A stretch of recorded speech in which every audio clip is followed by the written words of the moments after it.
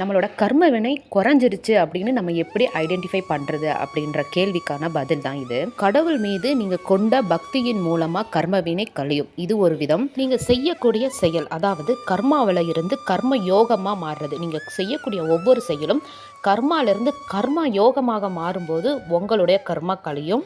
மூன்றாவது விதம், அறியாமையிலிருந்து ஞானம் பெறீங்க அப்படின்னா உங்களோட கர்மா கரையும். இந்த மூன்று மூலமாக தான் உங்களோட கர்மா கரையுது. அதை எப்படி நம்ம தெரிஞ்சுக்கலாம் அப்படின்னா, கர்மாக்குள்ளே நீங்கள் உழன்று இருக்கும்போது எப்படி இருந்திருக்கும் அப்படின்னா, ஒவ்வொரு விஷயமும் உங்களுக்கு ரொம்ப கஷ்டப்பட்டு தான் அந்த விஷயம் உங்களுக்கு கிடச்சிருக்கும்.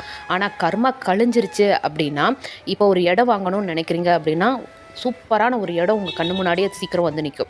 ஒரு இடம் விற்கணுன்னாலும் நல்ல விலை கொடுத்து வாங்கக்கூடிய ஒரு மனிதர்கள் உங்களுக்கு கிடைப்பாங்க. அதே ஒரு பிஸ்னஸ் பண்ணணுன்னாலும் நல்ல தொழிலாக உங்களுக்கு கிடைக்கும். இதே மாதிரி தான் ஒவ்வொரு விஷயமும் கர்மா கழிஞ்சிருச்சு அப்படின்னா உங்களுக்கு நல்ல விஷயங்கள் சீக்கிரமாக நடக்கும். இதை வச்சே நீங்கள் தெரிஞ்சுக்கலாம் உங்களோட கர்மாக்கள் நிறைய கழிஞ்சிக்கிட்டே இருக்குன்னு.